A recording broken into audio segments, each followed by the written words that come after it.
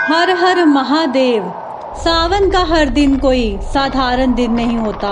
ये वो समय है जब महादेव स्वयं अपने भक्तों की परीक्षा लेते हैं और जो श्रवण करता है इन पावन कथाओं का उसका जीवन बदल जाता है।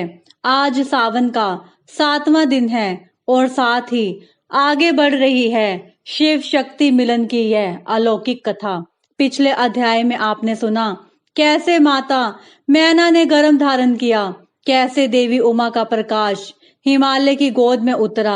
आज हम जानेंगे माता पार्वती के बचपन से लेकर उनके नामकरण, शिक्षा और जीवन के पहले संकल्पों की कथा।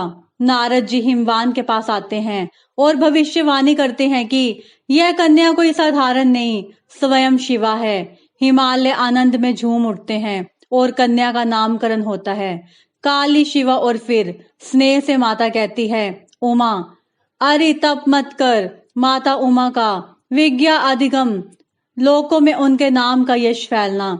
और फिर वह भावुक क्षण जब माता उन्हें तप से रोकने का प्रयास करती है। यह केवल एक बालिका की शिक्षा नहीं, यह उस नारी शक्ति का प्रारंभ है जो सृष्टि को मोक्ष तक पहुंचाएगी। हर हर महादेव।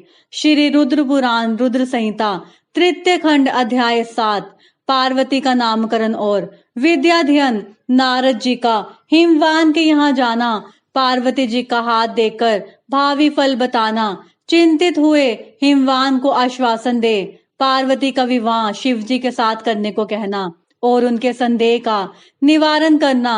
ब्रह्मा जी कहते हैं नारद, मैना के सामने महातेजस्विनी कन्या होकर लौकिक गति का आश्रय ले वह रोने लगी। उसका मनोहर रुदन सुनकर घर की सब स्त्रियां हर्ष से खिल उठी और बड़े वेग से प्रसन्नता पूर्वक वहां आ पहुंची। नील कमल दल के समान श्याम कांति वाली उस परम तेजस्विनी और मनोरम कन्या को देखकर गिरिराज हिमालय अतिशय आनंद में निमग्न हो गए।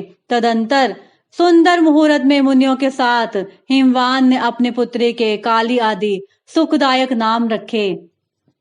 देवी शिवा गिरिराज के भवन में दिनों दिन बढ़ने लगी, ठीक उसी तरह जैसे वर्षा के समय में गंगा जी की जल राशि और शरद ऋतु के शुक्ल पक्ष में चांदनी बढ़ती है। सुशीलता आदि गुणों से संयुक्त तथा बंधुजनों की प्यारी उस कन्या को कुटुंब के लोग अपने कुल के अनुरूप पार्वती नाम से पुकारने लगे। माता ने कालिका को उमा, अरे तपस्या मत कर कहकर तप करने से रोका था। मुने इसलिए वह सुंदर मुख वाली गिरिराज नंदिनी आगे चलकर लोक में उमा के नाम से विख्यात हो गई। नारद तदंतर जब विज्ञा के उपदेश का समय आया तब शिवा देवी अपने चित्त को एकाग्र करके बड़ी प्रसन्नता के साथ श्रेष्ठ गुरु से विज्ञा पढ़ने लगी। पूर्व जन्म की सारी विज्ञाएं उन्हें उसी तरह प्राप्त हो गई जैसे शरत काल में हंसों की पात अपने अपने स्वर्ग के तट पर पहुंच जाती है और रात्रि में अपना प्रकाश स्वतः महौषधियों को प्राप्त हो जाता है। मुने, इस प्रकार मैंने शिवा की किसी एक लीला का ही वर्णन किया है, अब अन्य लीला का वर्णन करूंगा। सुनो, एक समय की बात है, तुम भगवान शिव जी की प्रेरणा से प्रसन्नता पूर्वक हिमाचल के घर गए। मुने, तुम शिव तत्व के ज्ञाता और उनकी लीला के जानकारों में श्रेष्ठ हो। नारद, गिरिराज हिमालय ने तुम्हें घर पर आया देख प्रणाम करके तुम्हारी पूजा की और अपनी पुत्री को बुलाकर उससे तुम्हारे चरणों में प्रणाम करवाया। मुनीश्वर फिर स्वयं ही तुम्हें नमस्कार करके हिमाचल ने अपने सौभाग्य की सराहना की और अत्यंत मस्तक झुका हाथ जोड़कर तुमसे कहा।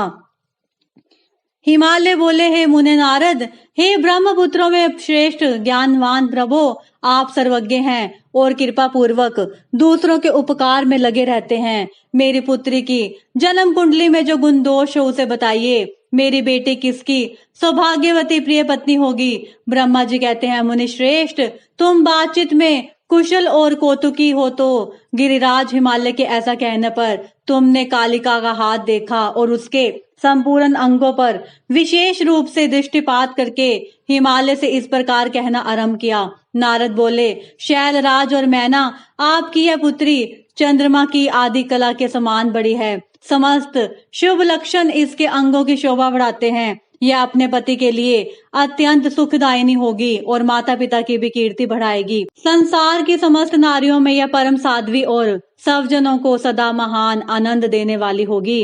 गिरिराज, तुम्हारी पुत्री के हाथ में सब उत्तम लक्ष्मण ही विद्यमान है।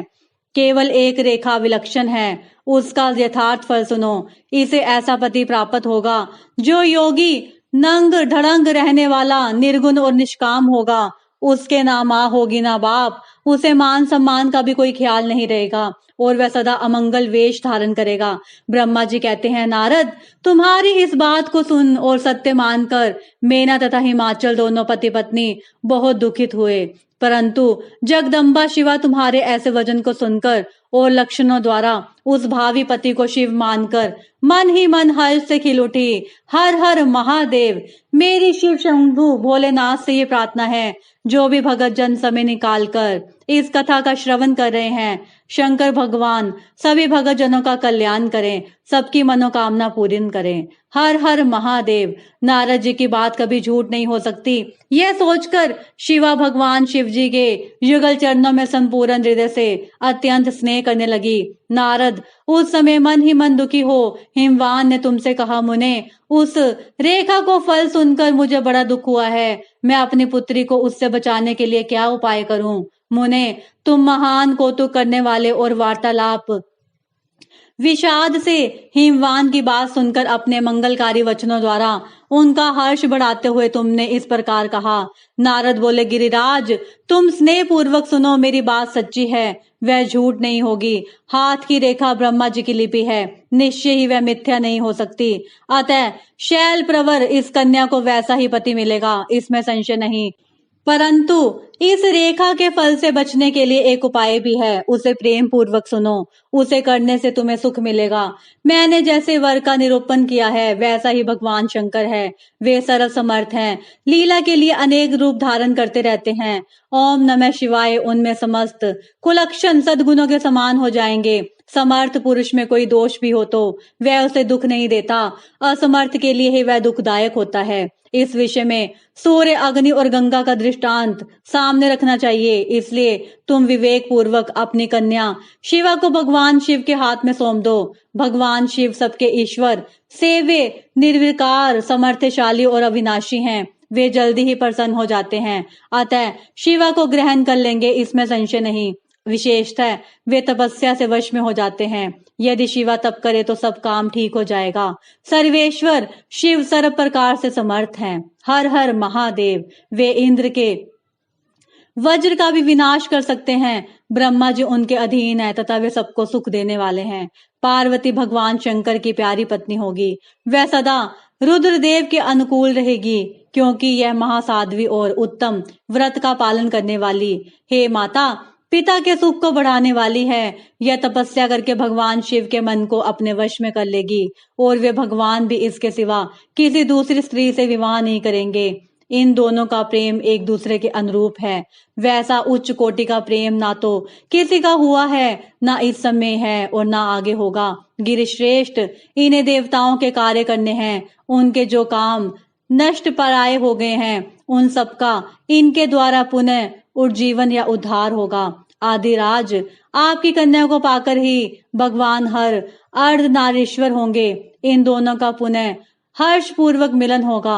आपकी यह पुत्री अपनी तपस्या के प्रभाव से सर्वेश्वर महेश्वर को संतुष्ट करके उनके शरीर के आधे भाग को अपने अधिकार में कर लेगी, उनका अर्धांग बन जाएगी। गिरिश्रेष्ठ, तुम्हें अपनी यह कन्या भगवान शंकर के सिवा दूसरे किसी को नहीं देनी चाहिए। यह देवताओं का गुप्त रहस्य है, इसे कभी प्रकाशित नहीं करना चाहिए। हिमालय ने कहा, ज्ञानी मुनि नारद, मैं आपको एक बात बता रहा हूँ, उसे प्रेम पूर्वक सुनिए और आनंद का अनुभव कीजिए। सुना जाता है महादेव जी सब प्रकार की आसक्तियों का त्याग करके अपने मन को संयम में रखते हुए नित्य तपस्या करते हैं। देवताओं की दृष्टि में नहीं आते।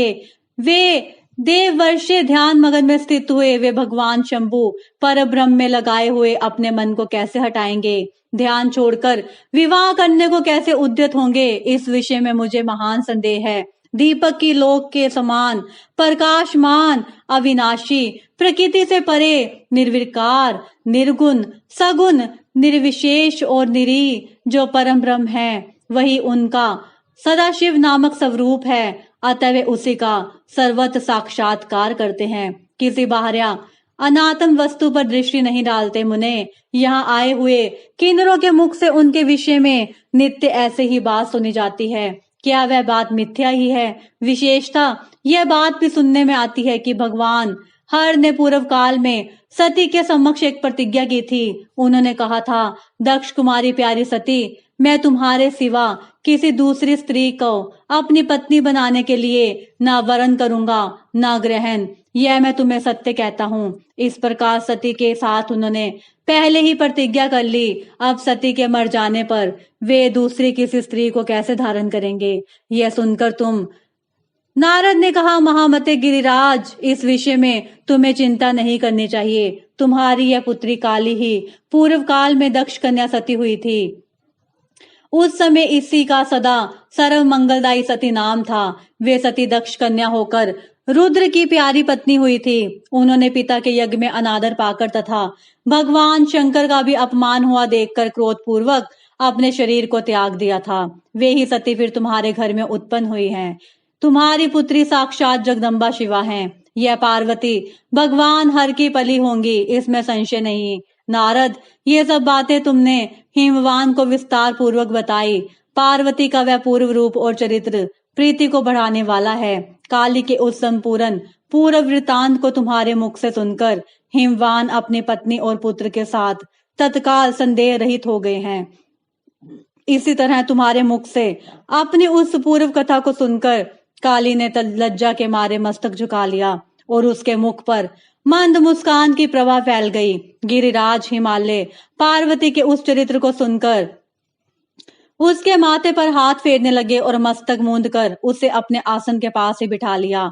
नारद, इसके पश्चात तुम उसी क्षण प्रसन्नता पूर्वक स्वर्ग लोक को चले गए और गिरिराज हिमवान भी मन ही मन आनंद से युक्त हो अपने सर्व संपत्तिशाली मनोहर भवन में प्रविष्ट हो गए। हर हर महादेव। इन 2 अध्यायों में हमने देखा कैसे शिवा का बचपन, उनका सौंदर्य, उनका तेज और उनका भविष्य सभी को एक अलौकिक अनुभूति से भर देता है।